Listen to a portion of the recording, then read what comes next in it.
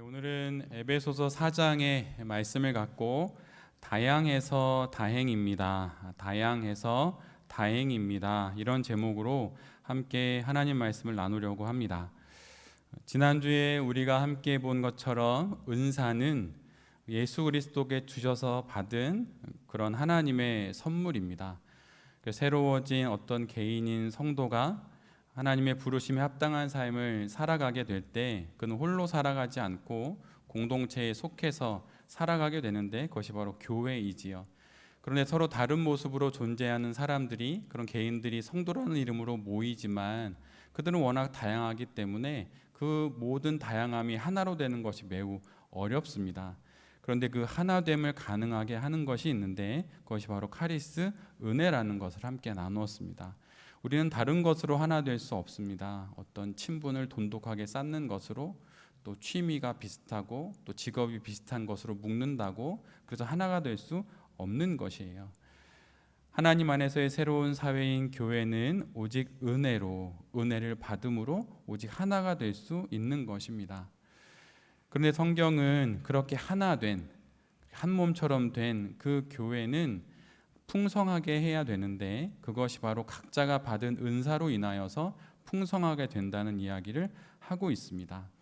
그래서 우리가 지난주에 그럼 어떻게 교회는 그렇게 풍요롭고 또 다양하게 은사를 통해서 되느냐라는 이야기를 해나가면서 우리가 그 은사를 어떻게 보아야 하는지를 이야기할 때 첫 번째로 은사는 그리스도께서 주셔서 받은 감사한 선물이라고 말씀을 드렸습니다. 주셔서 받으셨기 때문에 그래서 우리 안에 있는 것이니 자랑할 것이 하나도 없다고 그렇게 말씀을 드렸죠. 오늘은 그 내용에 이어서 또 은사는 우리가 어떻게 보아야 하는지 그 이야기를 또 더 나누려고 합니다. 두 번째가 되겠네요. 두 번째는 우리의 은사는 그리스도께서 주신 것이니 그러기에 충분하다는 것입니다. 7절 말씀과 오늘 우리가 함께 본 16절 말씀에서처럼 분량대로 주셨다고 성경은 기록하고 있어요. 즉 지금 주신 그 은사와 또 더 넓게는 삶의 조건과 그 상황들이 충분하다는 것입니다. 만약 사람이 주었다면 뭔가 부족함이 있을 수 있습니다. 아니면 또 내가 어떠한 내 삶의 조건들을 만들었다면, 이 상황들을 내가 세팅했다면 모자람이 있을 수 있겠죠. 그러나 성경은 분명하게 말합니다. 그리스도께서 나를 위해 주신 마치 맞춤옷처럼 그렇게 주신 것이 바로 우리가 가지고 있는 은사라고 말이죠. 우리가 생각해 보면 우리가 들을 하나님의 충분한 말씀이 없는 것이 아니라 우리가 주신 말씀을 충분히 듣지 않는 것이 문제입니다. 그리고 우리가 경험할 말씀이 충분하지 않은 것이 아니라 우리가 하나님의 말씀을 충분히 경험할 수 있는 삶의 자리로 나아가지 않는 것이 문제이지요. 이처럼 늘 하나님은 충분합니다. 하나님의 말씀도 또 그분의 행하심도 모자람이 없죠. 그래서 우리는 완전하신 하나님이라고 그렇게 찬양을 하기도 합니다. 그런데 바로 그렇게 완전하신 하나님께서 우리에게 주신 모든 것, 바로 그것이 우리 삶에 있는 것이고 바로 그것이 은사라고 하는 것이에요. 우리에게 주신 은사는 그러게 충분한 것입니다. 하나님은 우리 모두에게 분량대로, 그릇의 크기대로 충분히 넉넉하게 주셨습니다. 여러분은 이것에 대해서 아멘 하실 수 있으신가요? 지금 내가 가지고 있는 삶의 상황, 이 조건, 또 내가 가지고 있는 은사, 이것이 주님이 내게 주신 나의 분량대로, 그릇대로 충분히 주신 것입니다 라고 말하는 이 에베소서를 통해 우리에게 주신 하나님의 말씀에 여러분 아멘 하실 수 있으십니까? 그런데 아멘 해야만, 이것들에 대해서 아멘 해야만 우리가 그 아멘 이후의 삶을 비로소 살아갈 수가 있습니다. 지난번에 말씀드린 것처럼 후회는 자동차에 후진 기어를 넣고 회전 교차로를 계속 거꾸로 도는 것과 같다고 말씀드렸죠. 무한 반복으로 말이죠. 지금의 나와 내가 가진 은사에 분량대로 주신 것이라 말씀하지 못하면 자꾸 과거에 붙들리면 살아야 할 현재를 살지 못하기에 결국은 미래가 열리지 않는 것입니다. 분량대로 내게 맞게 나에게 가장 좋게 주신 것이 바로 우리 모두의 은사라고 하는 것이에요. 그리고 조금 더 넓게는 그렇게 우리에게 필요한 은사를 주시는 그 완전하신 하나님의 그 은혜를 기억할 때 좀 더 넓게는 우리의 삶의 상황과 조건 역시 우리에게 분량대로 주셨다는 것입니다. 그런데 여기서 말하는 분량대로는 각자의 그릇의 크기가 정해져 있다는 운명론은 아니에요. 하나님의 우리를 향한 뜻은 어떤 닫힌 운명론이 아니라 열린 가능성의 경륜이고 또한 섭리입니다. 여러분은 예정론을 어떻게 이해하시나요? 예정론에 관련된 책을 읽어도 엄청 두껍습니다. 그리고 읽어도 잘 이해가 안 돼요. 그런데 이것에 대해서 제가 들었던 여러 목사님들의 설교 중에 잘 이해가 됐던 건 이재철 목사님의 설교였어요. 이재철 목사님은 예정론을 이렇게 이야기합니다. 성도들의 이야기를 듣다 보면 그건 다 운명론이라는 것이에요. 내가 오늘 11시에 예배를 드리면 2시에 뭘 할지가 이미 결정되어 있다, 막 이런 거죠. 근데 그건 예정론이 아니에요. 예정론은 그런 게 아니라 예정론이란 지금 여기에 있는 삶의 자리에서 나의 시선을 과거로 돌리는 겁니다.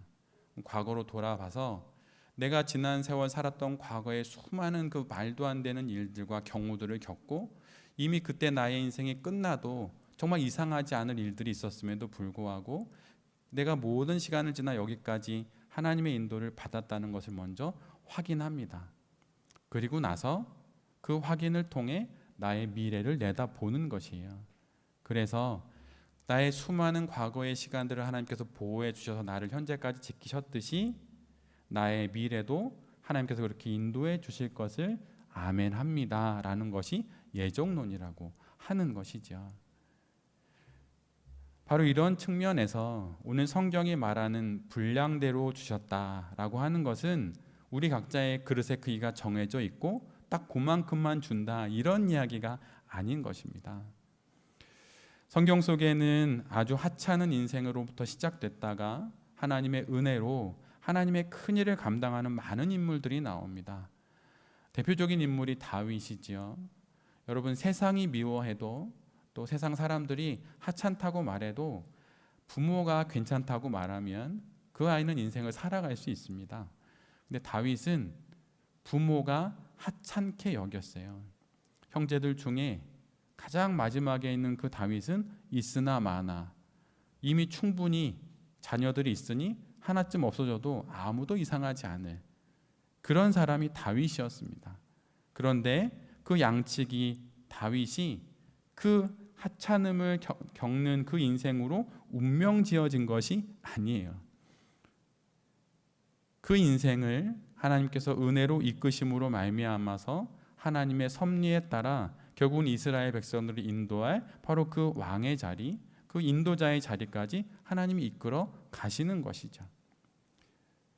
성경 속엔 그런 인물들이 정말 많습니다. 그렇다면 오늘 본문의 분량대로라고 하는 뜻은 무엇일까요? 그것은 현재의 내 자신에게 나는 잘 이해되지 않지만 가장 알맞게 주셨음을 아멘 한다는 것이에요. 그러기에 여러분 마냥 원하는 것이 있고 여러분의 삶에 더 필요한 은사가 있다면 여러분 하나님께 구해도 됩니다. 여러분 필요한 게 있으시지요? 원하는 게 있으시지요? 반드시 내 삶에 있어야 하는 것들이 분명히 있지요? 근데 그게 지금 내게 없지요? 만약 그러면 여러분 하나님께 그 원하는 것을 하나님께 간구하십시오. 헨리 나우엔이 쓴 그의 영성훈련의 책이 있는데 그 책에 타이틀처럼 있는 문장이 있어요.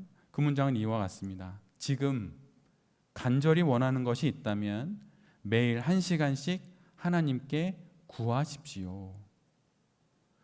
헨리 나우엔이 여러분 우리 잘 알다시피 대단한 그리스도인이고 세상적으로도 아주 유명한 대학의 교수 아니었습니까? 그것을 다 버리고 남미도 가고 나중에는 이제 장애인들과 함께 지내는 시설까지도 들어가지요. 근데 그가 그렇게 말하는 것입니다. 간절히 원하는 것이 있습니까? 그럼 매일 1시간씩 하나님께 구하십시오. 그가 말하는 그리스도인의 영성의 핵심이 바로 이것입니다. 여러분에게 분명 필요한 것이 있을 것입니다. 그럼 여러분 구해야 하는 것이에요. 왜 우리의 은사의 그릇이 작은 것입니까? 우리가 그것만 구하기 때문에 그것까지만 주시는 거예요. 솔로몬이 하나님을 만나서 그가 하나님께 구하지요. 감당하기 어려운 왕이라는 직분을 감당해야겠는데 그러기로 결정을 했는데 할 만한 능력이 없는 것입니다. 그러니까 솔로몬이 하나님께 간절히 구합니다. 예배를 끊임없이 드리면서 하나님께 간절히 구하죠. 하나님의 도우심을 구합니다. 그래서 결국 그는 지혜라는 은사를 받게 돼요. 그리고 그 지혜로 왕의 직분을 수행하게 됩니다. 만약 그가 하나님께 구하지 않았다면, 세월이 더 지나서야 구했다면 아마 그때 주셨을 거예요. 그런데 솔로몬은 왕이 되자마자 감당할 수 없다는 것을 알고 헬린 나우엔의 권면처럼 간절히 1시간이든 2시간이든 하루든 이틀이든 한 달이든 그렇게 하나님께 구했다는 것이에요.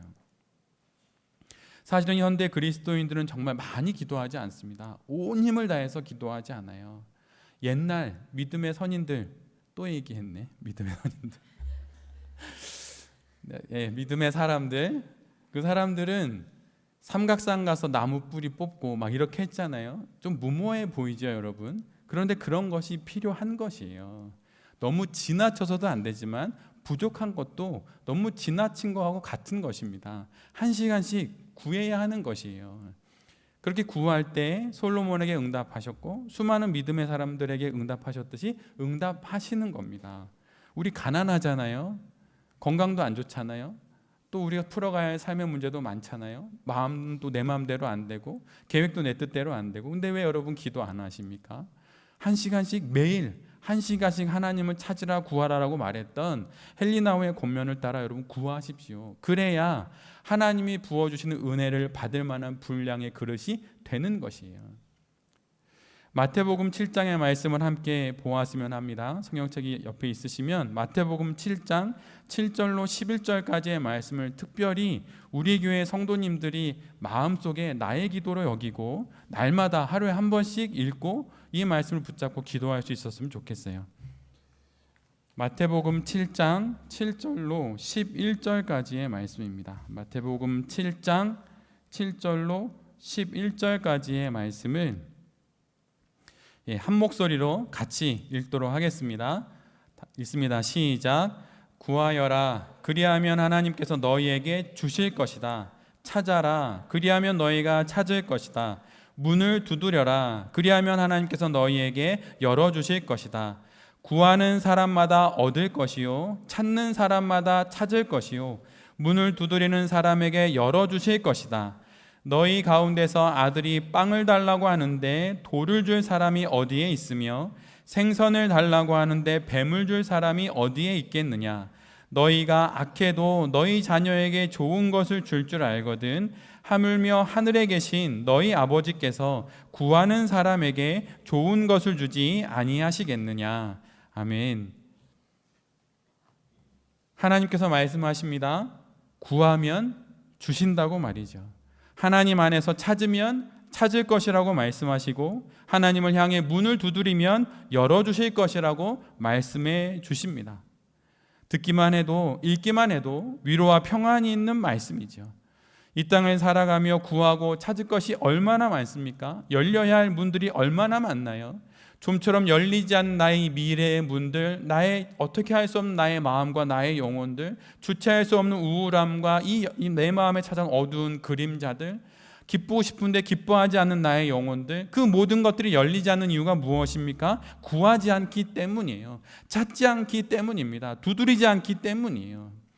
작심삼일이라고 예배드리면 월요일부터 화요일까지 고작 수요일까지 가다가 목요일부터는 안 하는 것입니다. 더 이상 구하지 않아요. 이미 그랬으니 그렇게 살았으니 죽지 않을 만큼만 그냥 근근히 살아도 된다고 여기기에 다 그 모양 그 분량대로 살아가는 것이에요. 구하는 자에게 주신다고 하셨고 찾는 자에게 찾게 하신다 하셨는데 구하는 자가 없으니 주실 수 없고 찾는 자가 없으니 찾아지게 보여줄 수가 없으신 것입니다. 열어주고 싶어도 두드리는 소리가 없으니 열어줄 수가 없는 것이에요. 요한계시록에 있는 그 그림처럼 우리의 손잡이, 두드리지만 열어주지 않는 그 문의 그 반대 모양처럼 우리가 두드리지 않기에 하나님이 열어주지 못하시는 거예요. 여러분, 두드려야 합니다. 찾아야 합니다. 그리고 하나님께 구해야 하는 것이에요. 그런데 여러분, 우리가 원하는 것을 구하고 또 찾고 원하는 것을 두드리는 것은 어디에서 일어나는 일들입니까? 바로 기도 안에서 전부 일어나는 일들이에요. 모든 것들을 마음으로 원하고 마음으로 찾고 마음으로 구한다고 저절로 기도가 되는 것이 아닙니다. 화살 기도가 있지만 화살 기도를 할 수 있는 사람은 한 자리에 앉아서 1시간이든 2시간이든 기도할 수 있는 사람이 위급한 상황에 화살 기도를 할 수 있는 거지, 날마다 화살 기도만 한다고 그가 기도하는 사람인 것은 아니에요. 하나님 앞에 원하는 것이 있고 찾는 것이 있고 구하는 것이 있다고 마음을 품는다고 그것이 저절로 기도가 되는 것은 아닙니다. 모든 기도는 생각을 포함하지만 모든 생각과 마음이 저절로 기도가 되는 것은 아니에요. 여러분, 한번 스스로에게 질문해 보십시오. 나는 기도를 한 것인가? 아니면 생각만 한 것인가? 하나님께서 우리에게 응답을 해주십니다. 분명 우리 모두는 그 응답의 경험들이 있지요. 근데 하나님의 응답에 기본 원리가 있어요. 그것은 늘 언제나 우리가 갈망하는 수준으로 응답해 주신다는 것입니다. 대충 스쳐 지나가듯 읊조리는 것은 그 정도의 수준으로만 응답해 주세요. 간절히 갈망하면 하나님께서 간절하게 응답해 주십니다. 떼써서 하늘의 보좌를 흔들라, 이런 이야기가 아닙니다. 그런 이야기가 아니에요. 하나님께서 이렇게 하시는 이유가 무엇입니까? 요놈 어떻게 하나 보자 이렇게 봤다가 그래, 나한테 이 정도로 끈질기게 매달렸으니 내가 그럼 주겠다, 이런 걸까요? 여러분, 그런데 사람은 이렇습니다. 여러분, 혹시 이런 사람 본 적 있나요? 저는 본 적이 있어요. 예전에 인도에 간 적이 있습니다. 이렇게 세미나 발표차 그 교수들과 함께 인도에 간 적이 있는데, 세미나 하는 시간이 있고 나머지는 여행 관광을 하잖아요. 근데 그때 제 기억으로 인도의 아그라라고 하는 그 붉은색 느낌이 나는 성이 있었는데 관광지였습니다. 근데 거기에 이제 조그만 스타렉스를 타고 내려서 관광지를 딱 도는데, 그 관광지 좀 이렇게 어려운 나라에 가면 관광객들로부터 구걸하는 분들이 있지요. 근데 내렸더니 사람들이 막 몰려드는 거예요. 그랬더니 가이드가 주면 안 된다고, 주면은 엄청나게 몰려들기 때문에 주면 안 된다고 이렇게 얘기를 하더라고요. 그래서 아무것도 못 주고 이렇게 막 안에를 구경하고, 또 경내에는 사람들이 못 들어와서 편안하게 구경했다가 다시 나오는데, 또 내리막 계단을 걸어오는데도 사람들이 거기를 막 오는 거예요. 그런데 제 마음을 좀 안타깝게 했던 건 그렇게 구걸하는 사람들 중에 장애인 분들이 좀 많이 계셨어요. 허리가 많이 굽으셔서 네 발로 이렇게 내 손과 다리로 땅을 짚으며 걸으셔야 했던 분들이 있었어요. 근데 저희가 걸어가는 길에 계속 쫓아오는 거예요. 물론 소년도 있었습니다. 어린 소년들도.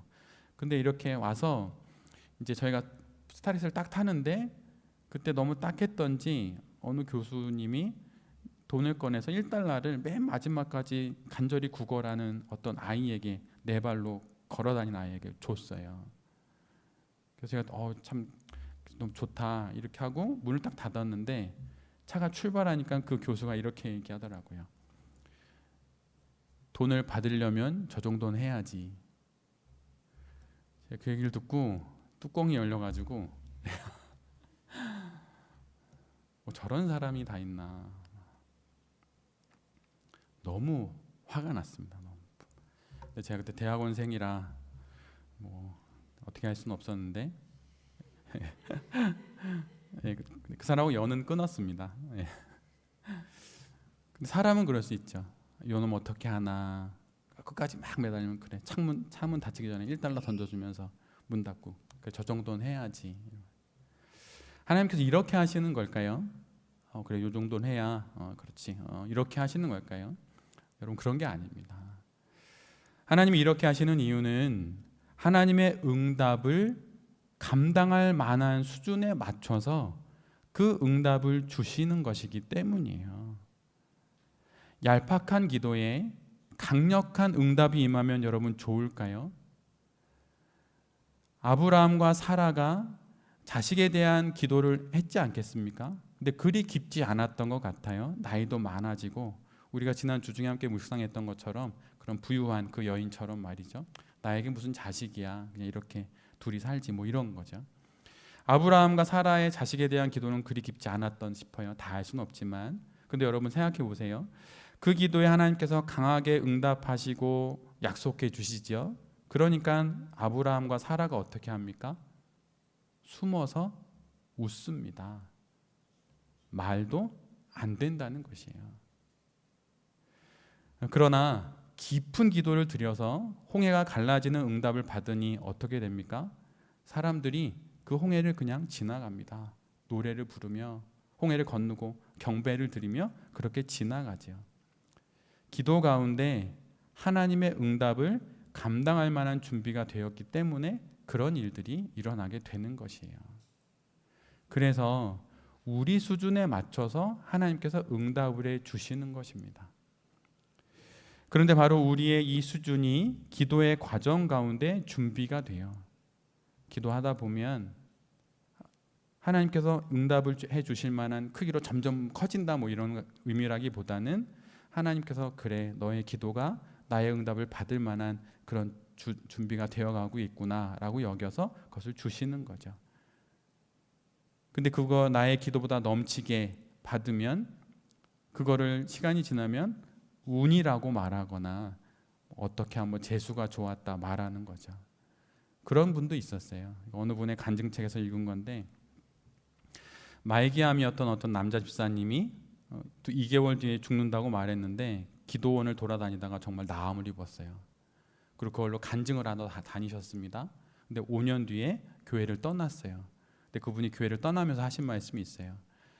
5년 전에 내가 암 치유를 받은 것은 그 당시의 의학 수준으로는 찾아낼 수 없는 그런 호전되고 있는 상황이었는데 그때 그걸 몰랐을 뿐이다. 하나님의 기도 응답이 아니었다 이러면서 교회를 떠났다는 것이에요. 기도의 분량이 넘치는 응답을 받으면 이런 일이 일어나게 되는 것이죠. 그런데 오늘 성경은 우리에게 분명 말합니다. 그렇게 분량대로 하나님께서 응답해 주신다고 말이에요. 그리고 그 분량대로 우리에게 은사를 주신다는 것이에요. 내가 준비된 만큼의 응답이 내게 가장 좋은 것입니다. 내 신앙이 감당할 만큼의 시련을 주신다는 말씀처럼 내가 감당할 만큼의 응답을 주시는 것이에요. 왜냐하면 우리가 하나님의 가장 귀한 자녀이기 때문입니다. 감당할 수 있을 만큼 답해 주시고 또 같이 지내시다가 또 응답해 주시고 이런 것이죠. 우상에게는 잘 보여야 하지만 하나님에게는 진실하면 됩니다. 그리고 그 진실함으로 우리 모두는 필요한 은사를 구할 수 있고 찾을 수 있고 또 두드리면 또 응답받을 수 있는 것이에요. 여러분이 원하시는 은사가 있으시지요? 여러분 그럼 그걸 구하십시오. 그럼 하나님께서 이미 우리에게 충분하게 주셨듯이 우리가 구하는 그 은사도 하나님께서 가장 알맞은 때에 가장 알맞은 분량으로 우리 모두에게 주실 것입니다. 넉넉하고도 풍성하게 채워 주실 것이에요. 그러기에 지금 주신 것에 여러분 감사하십시오. 그리고 지금까지의 삶에 아멘 하십시오. 아멘 해야 아멘 그 이후가 열리는 것이에요. 여러분의 성장의 과정이든 현재의 여러 가지 상황이든 그 모든 것에 여러분 아멘 하십시오. 아멘하기 어렵고 정말 하고 싶지 않은 것도 있을 수 있지요. 근데 그 상황에 대해서 아멘하는 게 아니라 그 상황이 하나님 안에 있음을 생각하면서 하나님께 아멘하는 것이에요. 이렇게 하나님께 아멘할 때 하나님이 그 아멘 이후를 열어주시고 우리와 함께 걸어가 주실 것입니다. 그러면서 우리에게 부족하게 여겨지는 은사를 구할 때 하나님께서 그 은사를 우리 모두에게 주실 거예요. 더 많은 은사로 이 땅의 삶을 살아가게 되는 것이죠. 그러기에 분량대로 충분하게 넉넉하게 하나님이 주셨다고 하는 이 사실을 믿음으로 고백하며 아멘, 아멘 이렇게 하면서 살아가는 우리 모두가 될 수 있기를 간절히 바랍니다. 세 번째로 은사에 대해서 우리에게 말씀해 주시는 것은 은사는 매우 다양하다는 것이에요. 고린도전서 12장 4절에 이런 말씀이 있습니다. 제가 읽어드리면 은사는 여러 가지지만 그것을 주시는 분은 같은 성령이십니다. 이 말씀처럼 은사는 여러 가지입니다. 대단히 많다는 것이에요. 우리가 잘 알고 있는 성령의 9가지 열매, 그것이 은사의 전부가 아닙니다. 또 은사를 나름 좀 정리해 놓은 책은 대략 한 49개 정도로 말하기도 해요. 근데 성경에서는 대략 정리하면 20개 정도입니다. 그러니까 은사를 기록하고 있는 성경의 본문이 5개 정도라고 말하는데 거기에서 말하는 중복된 것들을 정리하고 하면 대략 20개 정도의 은사가 나옵니다. 이를 통해서 우리가 알게 되는 건 어느 단 하나의 은사의 목록이 완전한 것은 아니라는 것이에요. 그리고 이 목록들에 하나님께서 우리에게 주시는 은사들이 전부 기록된 것도 아니라는 것입니다. 그러니까 아직 우리가 모르는 은사가 있을 수 있다는 것이에요. 그리고 내가 아직 갖지 못한 은사를 이 목록을 보면서도 또 알 수도 있겠죠. 그런데 특별히 오늘 에베소서는 사도 바울은 에베소 교회를 향해서 5개의 은사를 언급합니다. 사도, 예언자, 복음 전도자, 목사와 교사 이렇게 은사를 언급합니다. 여기서 특별히 사도에 대한 이야기를 오늘은 좀 나누려고 하는데 왜 그러냐면 사도에 대한 이야기를 잘못 이해해서 오늘날의 한국 교회와 또 세상 다른 여러 교회에 많은 문제가 일어나고 있기 때문이에요. 여러분이 신앙생활하면서 교회 안에서 한두 번쯤은 들어보셨을 텐데 성경이 말하는 사도가 누구입니까? 그들은 12제자를 말합니다. 부활하신 예수 그리스도를 직접 본 사람, 사도 바울 정도까지, 그래서 아주 소수의 사람들만을 말해요. 그래서 예수님이 개인적으로 택하셔서 그에게 권한을 주셔서 그로 하여금 복음을 전하게 하시고 부활하신 예수 그리스도를 직접 목격한 그 증인인 사람이 사도입니다. 그래서 가룟 유다가 12제자 중에서 제외됐을 때 그때 새로운 사도를 뽑을 때 이러한 기준으로 새로운 사도를 뽑게 되지요. 그래서 그들은 매우 소수입니다. 12제자, 바울, 그리고 좀 더 나가면 예수님의 동생이었던 야고보 정도예요. 바울이 에베소서에서 사용하는 사도는 이런 의미입니다. 근데 여기서 질문이 있습니다. 여러분, 그렇다면 오늘 이 시대에도 사도가 있을까요? 정확히 말씀드리면 이 시대에는 더 이상 사도는 없습니다. 특별히 이 부분을 강조해서 말씀드리는 것은 미국에서 시작돼서 한국으로 건너와서 우리 한국 교회와 한국 사회까지도 여러 문제를 일으키는 신사도 운동 때문이에요. 신사도 운동은 짤막하게만 말씀드리면 지금 이 시대에도 새로운 사도들이 있다는 얘기입니다. 그러니까 초대교회에 사도의 직분이 있었던 것처럼 2000년이 지난 지금도 사도들이 있고 제2의 사도의 시대가 시작됐다는 거예요. 근데 그때 그 시작점을 2001년으로 보는 것입니다. 그러니까 저희가 한 세기가 넘어가면서 밀레니엄이 넘어가면서 여러 혼란한 게 있었잖아요. 그러면서 나타났던 부작용이에요. 근데 그 영향력이 점점 커지고 그러다 보니까 교회를 넘어서 사회에도 영향을 끼쳐야 된다는 생각을 합니다. 이들이 그러면서 7가지의 영역을 정복해야 한다 이런 이야기를 해요. 그리고 번영의 영을 통해 많은 재산이 있어야만 사회를 변혁시킬 수 있는 그런 그리스도의 사도들이 된다 이런 이야기를 합니다. 그래서 사회에 많은 일들이 일으켜요. 우리나라에도 지금 광장에 나가서 하시는 분들이 대부분 이쪽 계열이 많습니다. 근데 이에 대해서 20세기의 가장 뛰어난 복음주의 지도자이고 또 수많은 목회자의 멘토라고 불리는 기독교의 최고의 지성인 존 스토트는 이렇게 정확하게 이야기를 합니다. 두 가지인데, 첫 번째는 역사적으로 부활하신 예수님의 목격자였던 원래의 사도들은 그 일의 성격상 후계자가 있을 수 없다는 것이에요.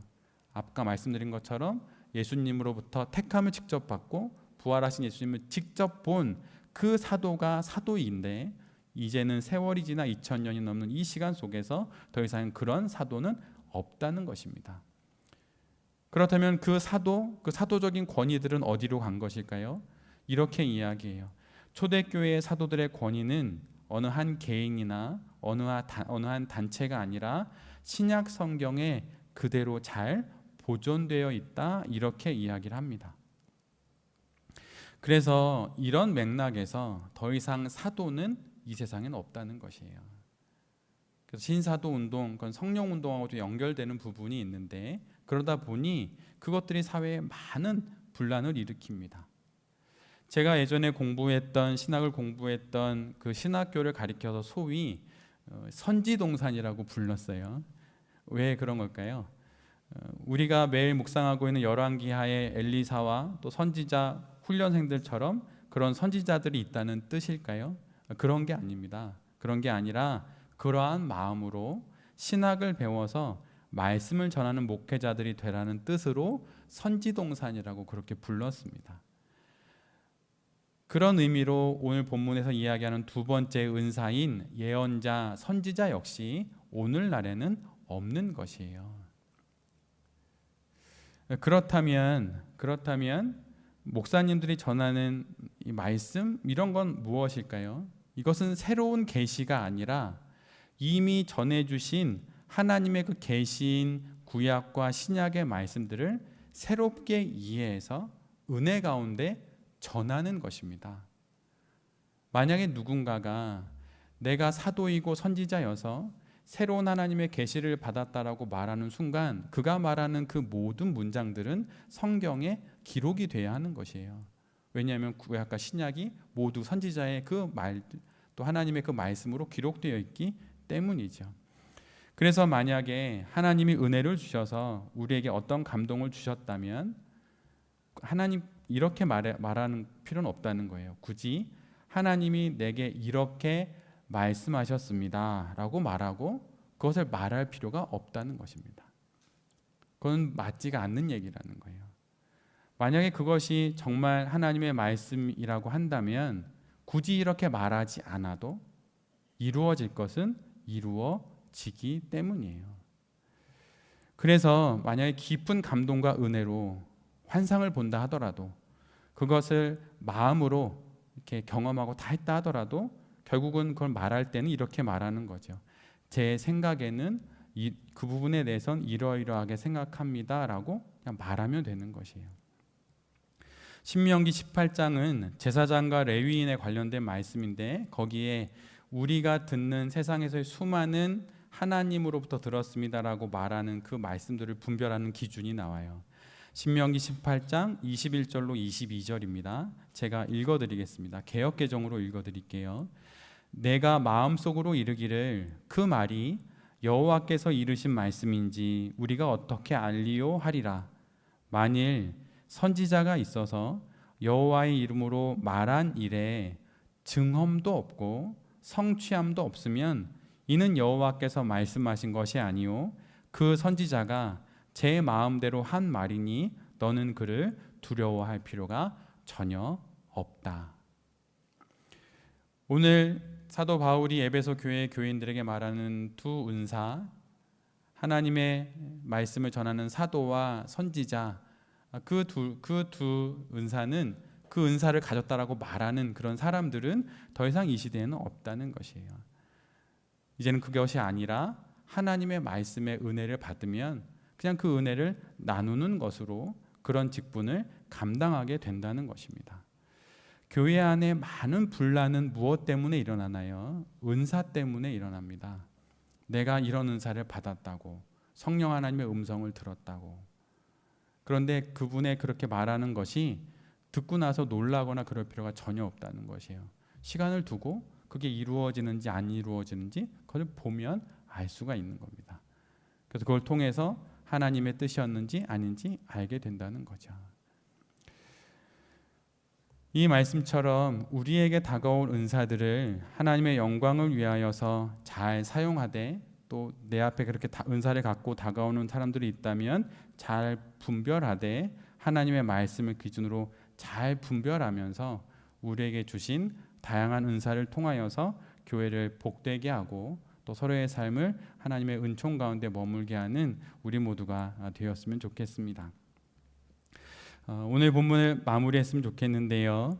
오늘 우리에게 주신 하나님의 이 말씀처럼 은사는 하나님께서 우리 각자에게 분량대로 주신 것입니다.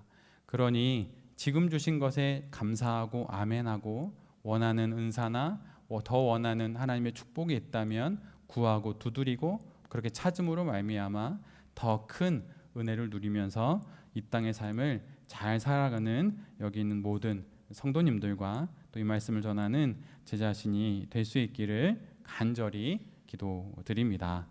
아멘.